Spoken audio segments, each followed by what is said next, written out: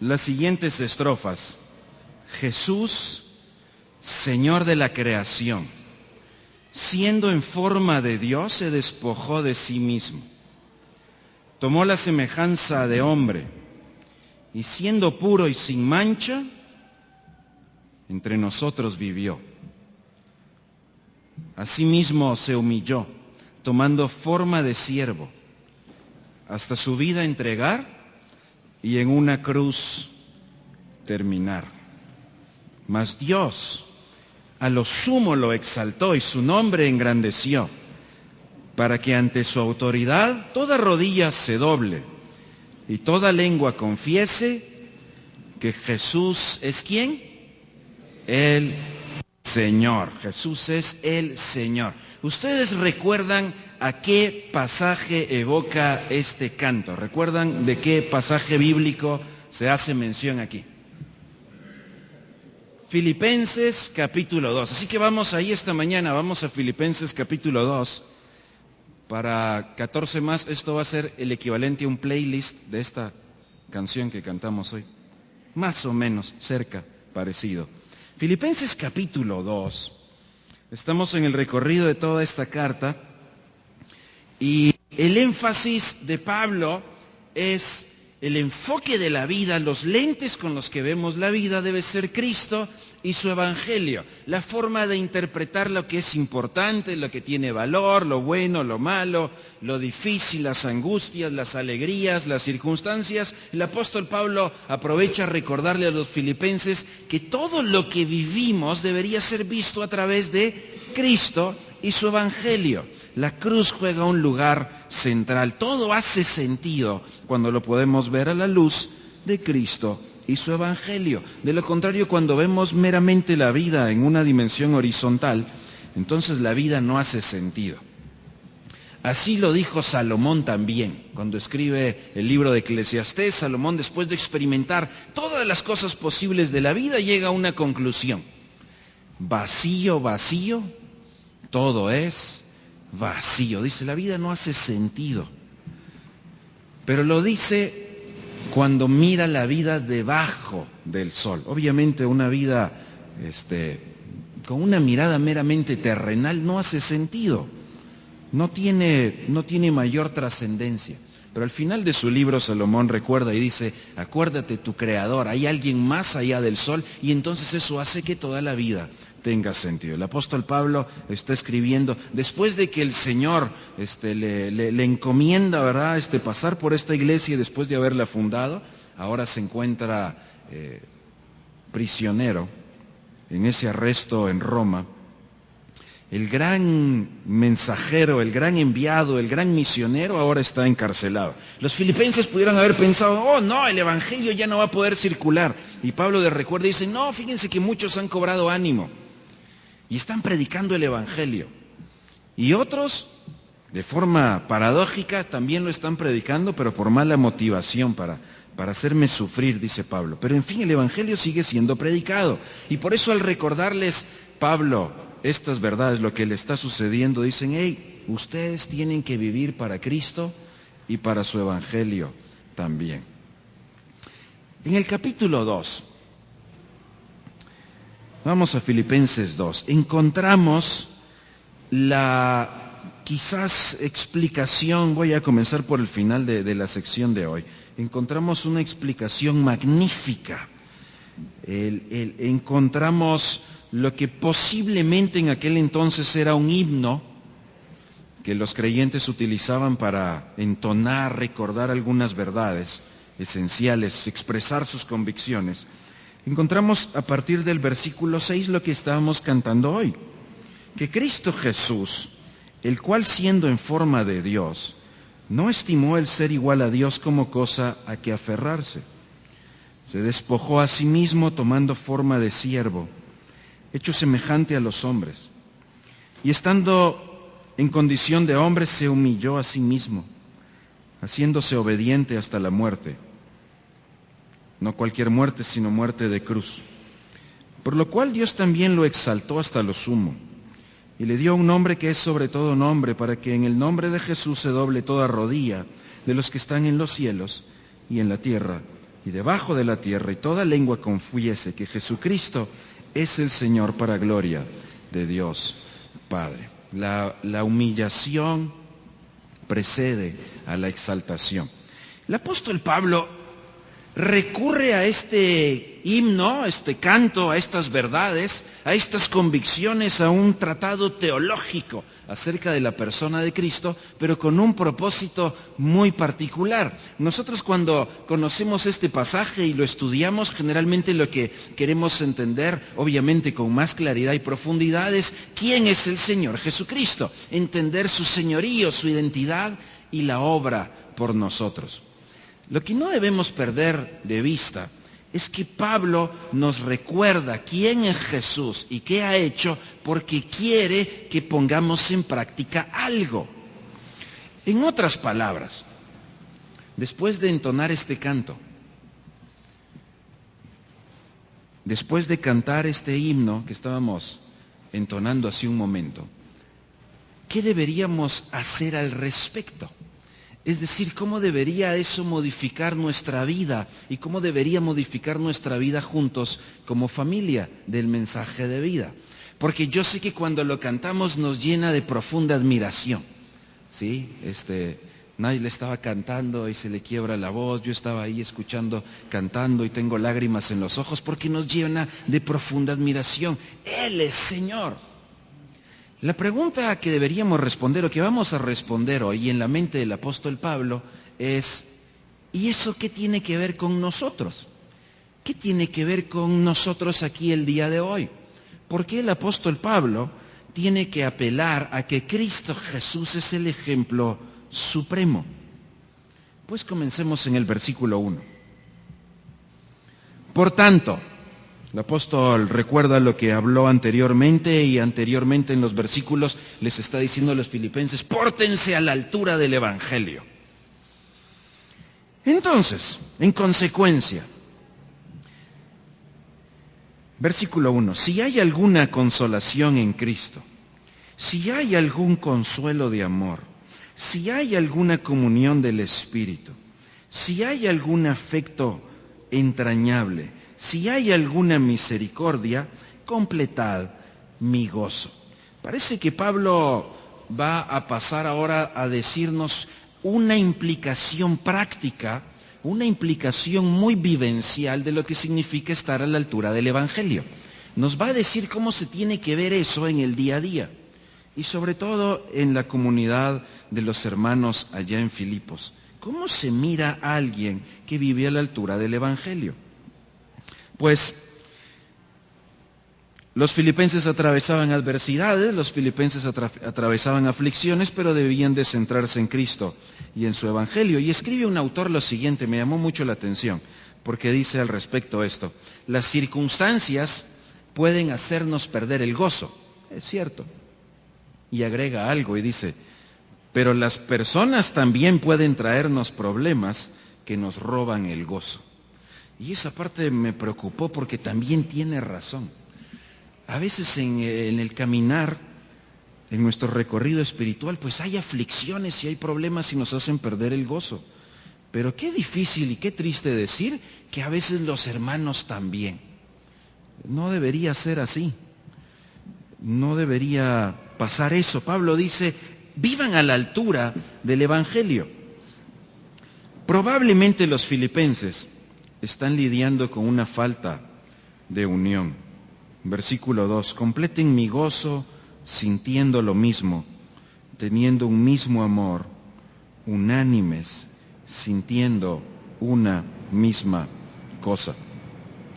De hecho, llama la atención que es el mismo mensaje que Pablo les escribe a los Corintios. Primera de Corintios, capítulo 1, versículo 10.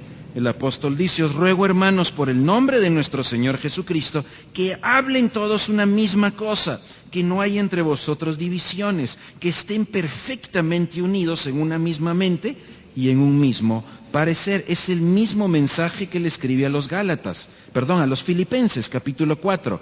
Yo, preso en el Señor, les ruego que andéis como es digno de la vocación con que fuisteis llamados, con humildad y mansedumbre, soportándoos con paciencia unos a otros, solícitos en guardar la unidad del Espíritu en el vínculo de la paz, un cuerpo, un espíritu, como fuisteis llamados en una misma esperanza de vuestra vocación. Tiene que llamarnos la atención que para el Nuevo Testamento la unidad de los creyentes, la unidad de los hijos de Dios es muy importante. Tiene muchísimo valor y es muy frágil aparentemente. Es una unidad que provoca el Espíritu, la unidad ya debería estar ahí, pero somos llamados a nutrirla, a mantenerla, a sostenerla. Lo que Pablo dice en estos versículos, el fundamento que tiene es Cristo. Si notan el versículo 1, en nuestra traducción se usa la frase si hay, y podríamos pensar que significa como, bueno, si a lo mejor pues hubiera, ¿verdad? Como una condición, pero realmente es una afirmación, deberíamos de leerlo, ya que hay consuelo en Cristo, ya que hay consuelo de amor o cariño entrañable, ya que hay, o sea, ya que ustedes gozan de eso, ya que conocen al Señor, lo que el Señor ha hecho por ustedes, ya que tienen comunión en el Espíritu, ya que el Espíritu los unió en un mismo cuerpo, ya que hay afecto entrañable, ya que tienen misericordia, ya lo tienen. Entonces, versículo 2, llénenme de alegría. El apóstol Pablo, recuerdan en el capítulo 1, vimos cuánto cariño, cuánta cercanía tenía con ellos. Pablo dice, por favor, háganme desbordar de gozo. El gozo que el apóstol desea ver es porque los creyentes en Filipos viven sintiendo lo mismo. Todas las frases que se hablan en el versículo 2 tienen que ver con tener la misma actitud, la misma disposición, el mismo amor en todo tiempo. Es que Pablo dice, queridos creyentes, hay que portarse a la altura del Evangelio. Y eso quiere decir reconocer lo que Él ya nos dio. ¿Y saben qué? Si viven en unidad me van a hacer desbordar de gozo. Vivan en esa comunión cercana. Dice un autor, explicando este pasaje, lo siguiente, que deberíamos ser almas que laten juntas, en tono con Cristo y con cada una de las demás, como relojes cuyas campanas golpean al mismo tiempo. Esto es muy práctico. Eso tiene que hacernos evaluar nuestra forma de proceder, de comportarnos, de tratarnos los unos a los otros. Nuevamente el fragmentarnos, el lastimar la unidad, realmente eso es muy sencillo, está muy al alcance de cada uno de nosotros. Cada uno de nosotros tiene muchas razones dentro de sí que pueden provocar que la unidad se pierda. Aparte de que todos tenemos nuestra personalidad, ¿verdad? Tenemos nuestro temperamento, tenemos nuestra forma de vivir, tenemos nuestras costumbres, tenemos nuestras tradiciones propias, tenemos nuestra propia teología incluso, nuestro propio entendimiento de la palabra de Dios, nuestras interpretaciones de pasajes, más lo que nos gusta, no nos gusta. Ya saben que no me gusta la cebolla, pero lo menciono otra vez. Podríamos estar divididos por 1000 razones. Todos tenemos una opinión también y no siempre concuerda con la de otros. Sin embargo, es muy importante. Es una evidencia, es una marca profunda de una vida a la altura del Evangelio. ¿Por qué? Porque como cristianos, como hijos de Dios, deberíamos de reflejar la unidad perfecta del Padre, del Hijo y del Espíritu Santo. Verso 3. No hagan nada por contienda o por vanagloria. Examinen sus motivaciones, dice Pablo.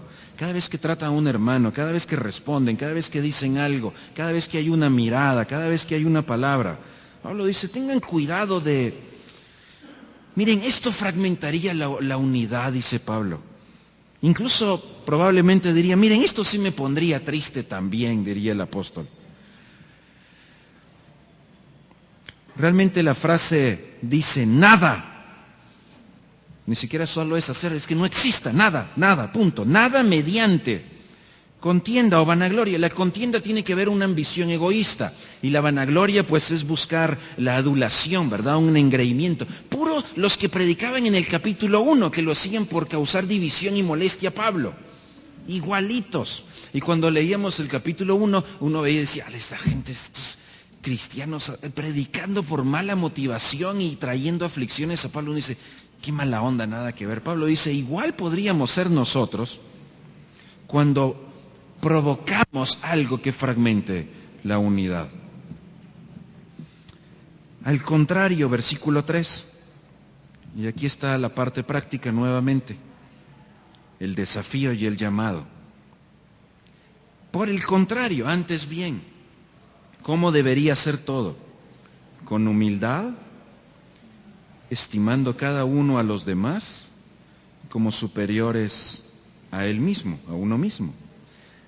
No mirando cada uno por lo suyo propio, sino cada cual también por los otros. Muy difícil, Pablo. Qué complicado. La parte positiva aquí es la humildad. En este sentido es tan complicado porque se trata de una profunda negación, de un rendimiento de mi yo, en primer lugar delante del Señor y en segundo lugar delante de ustedes. No es fácil, pero eso es lo que Pablo llama portarse a la altura del Evangelio. Eso es lo que Pablo dice que permite y cuida la unidad. Eso es lo que deberíamos de manifestar como un resultado de entender lo que Dios hizo por nosotros. Acompáñenme un instante a Romanos capítulo 12. Vamos a Romanos capítulo 12, un momentito.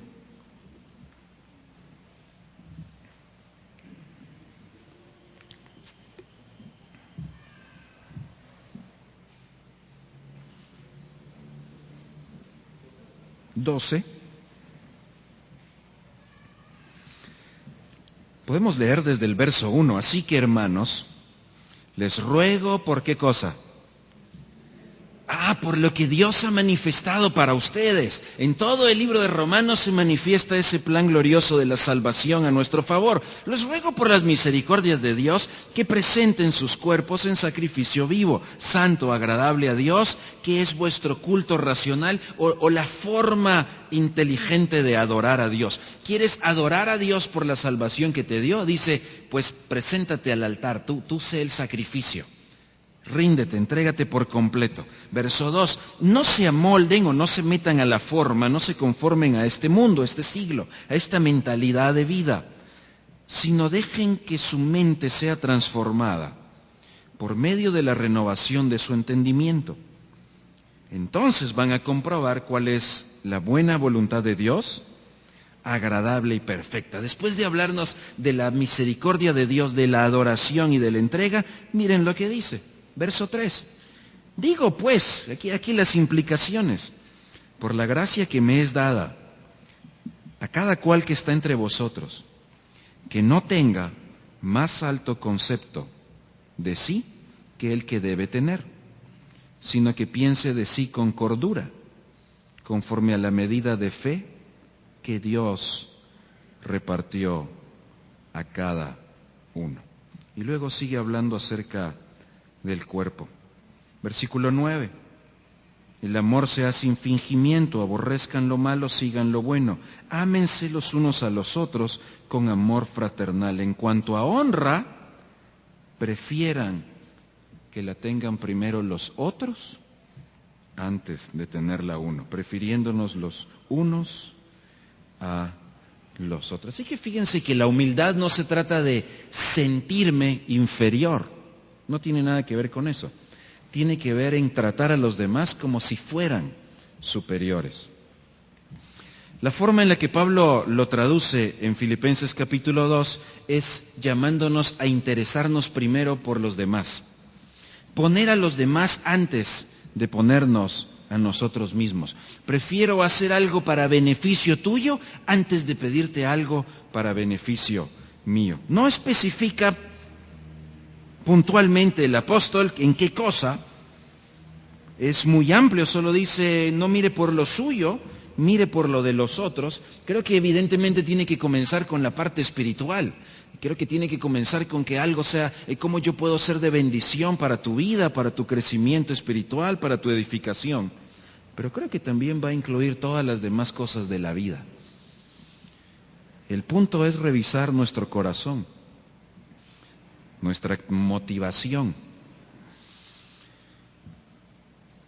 Vivir en humildad es considerar a los demás como superiores a uno mismo. En otras palabras, estar a la altura del Evangelio, mantener la unidad, es servirnos sacrificialmente unos a otros.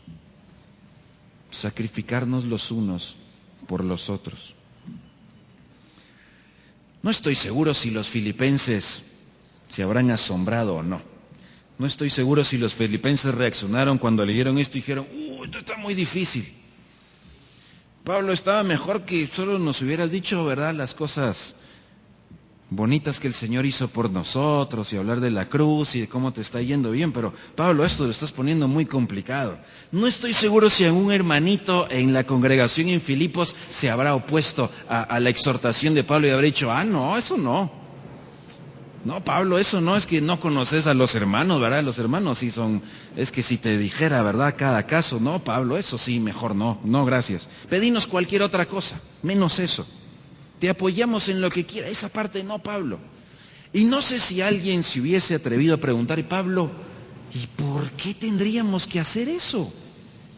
¿Por qué tengo yo que sacrificarme por los demás? Creo que por si acaso. Pablo respondió antes de que le preguntaran. Verso 5. Haya pues en vosotros el exacto mismo sentir, la misma actitud, la que debería de unir a los creyentes, la que debería caracterizar la de Cristo Jesús, el cual siendo en forma de Dios, no estimó el ser igual a Dios como cosa que aferrarse, sino que se despojó y se humilló. La razón por la que Pablo dice que cada uno de nosotros debería de servir sacrificialmente a otros es Cristo Jesús. Es su magno ejemplo. Es el ejemplo supremo. Pablo dice, no es simplemente porque buena gente, hagámoslo. Dice, es porque eso es lo que Cristo Jesús hizo por nosotros. Esa es la marca de un cristiano. Me parece que no hay una marca más visible de un cristiano que su servicio sacrificial a los demás. Cualquier otra cosa la podría hacer un religioso. Los fariseos hacían otro montón de cosas, pero un servicio sacrificial solo Jesús. Y esa es la marca. Esa es la marca principal. Por eso el apóstol Pablo, vean qué curioso, ¿verdad? Escribe una carta para agradecerles y les da todo un paquete de reflexiones, de exhortaciones. Pablo no se quedaba con el ímpetu de decir, vivan a la altura del Evangelio, Cristo, su cruz. Pero la forma muy práctica que les pide es, hermanos, entre ustedes hay división, que no sea así.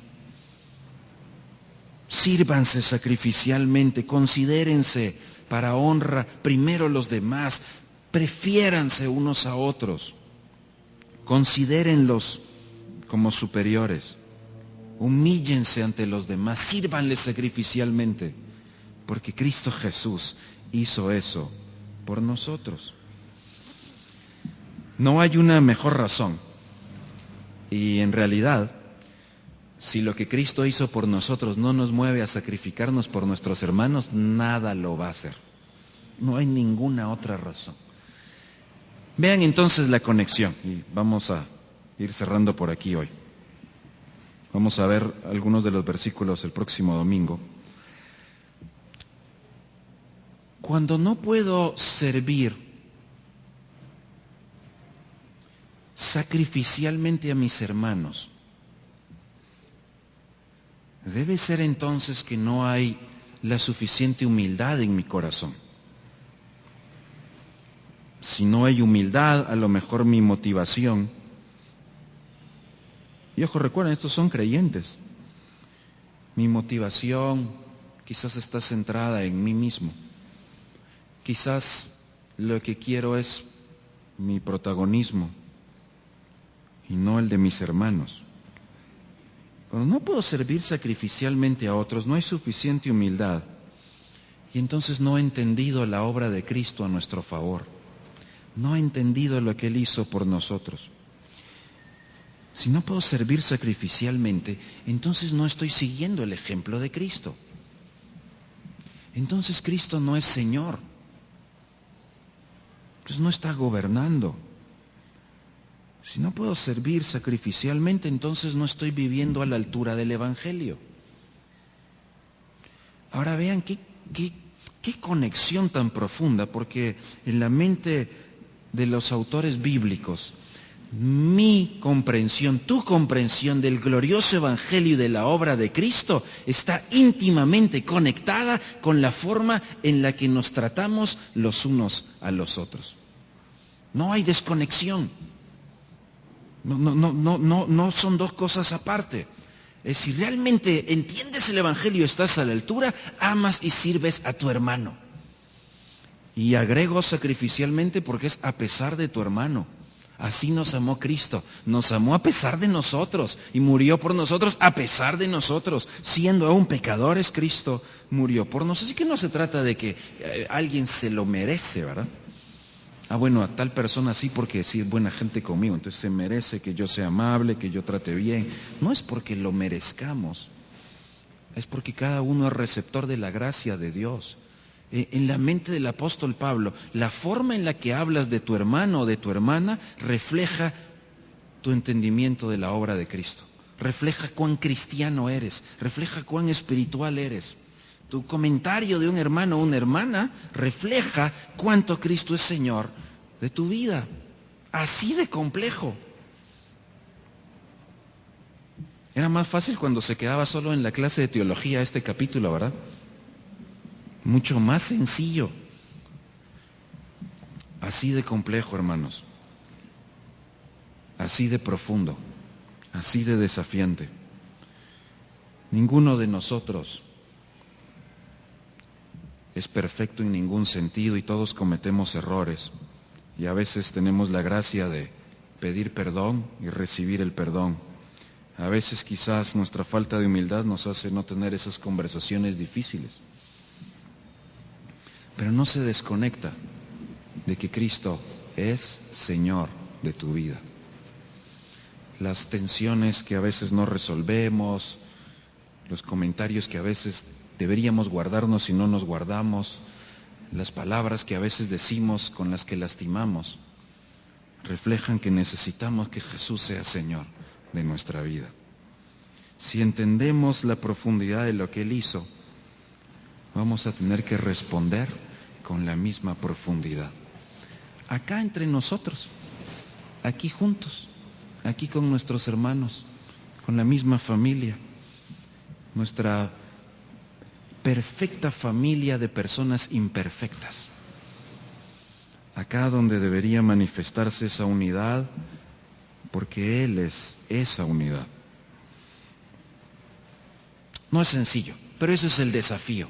Y eso, querida iglesia, es la conexión que siempre encontraremos en el texto bíblico entre la sana doctrina, que gracias a Dios tenemos que seguir estudiando y explorando, y que no vale simplemente jactarnos de tenemos una sana doctrina. Siempre va de la mano con una sana práctica. Así que todo nuestro conocimiento bíblico teológico, la razón es ponerla en práctica. Nuestro estudio bíblico, la razón es vivirlo. Y cuando no lo estamos viviendo, a lo mejor es que no estamos entendiendo bien los principios bíblicos. No pueden desconectarse, para nada. Cristo Jesús es nuestro ejemplo supremo. Quiero invitarnos a cerrar nuestros ojos un momento.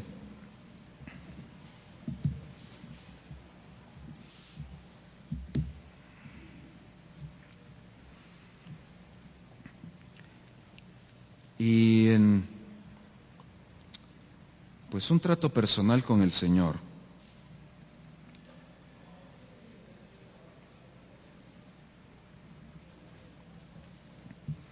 De repente vale la pena examinar hacia adentro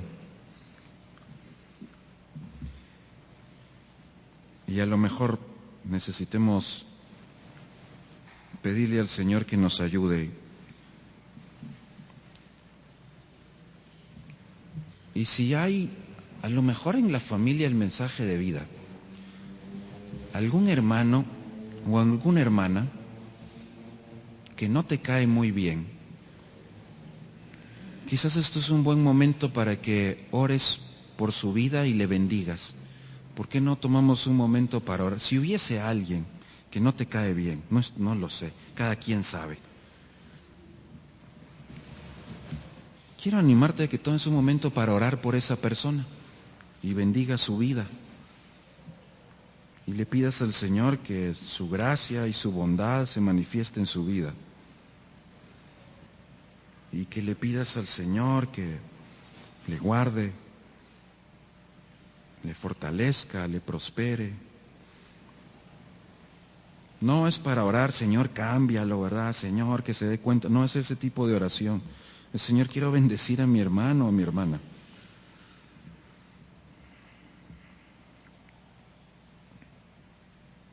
Si hubiera alguien en la familia, el mensaje que alguna vez te ha lastimado, dijo algo, pues bendice a esa persona.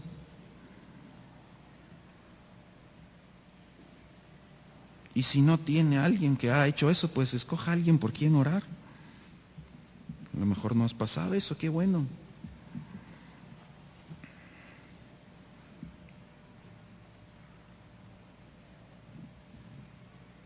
¿Y qué tal si le pedimos al Señor que nos ayude a amar a cada uno de nuestros hermanos? A no hablar mal de nadie, a no murmurar de ninguno, a cuidar nuestra lengua, a no juzgarnos unos a otros.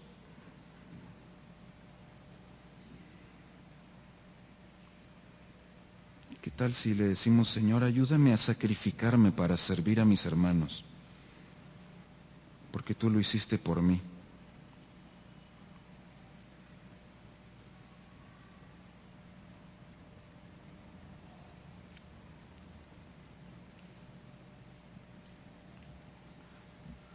¿Qué tal si nuestra oración es, Señor, ayúdanos a cada uno a que no lastimemos la unidad de tu cuerpo? Perdónanos, Señor. Perdónanos porque a veces en nuestra carne actuamos mal, a veces tenemos actitudes que contaminan. Perdónanos, Señor. Ayúdanos a darnos cuenta.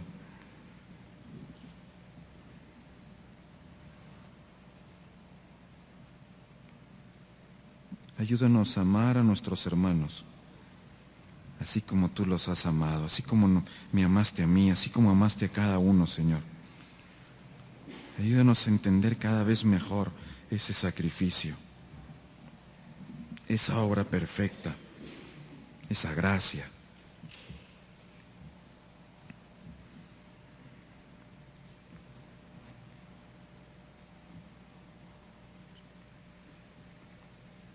Señor, perdónanos si en nuestro corazón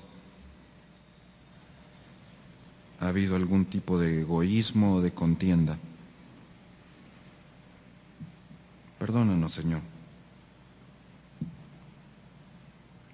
Ayúdanos a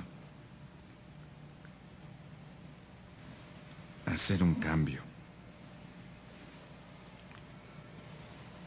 por la gracia que nos da tu Espíritu. Señor, que como familia el mensaje de vida podamos ser discípulos donde tu amor sea manifiesto, a pesar de nosotros mismos, a pesar de las ofensas.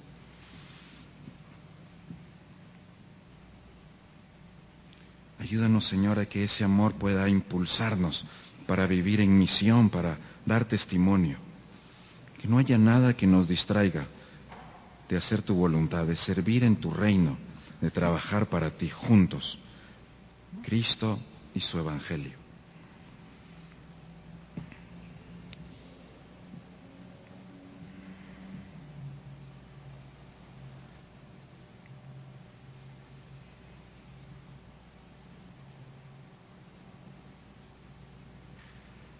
Gracias por escucharnos, Señor.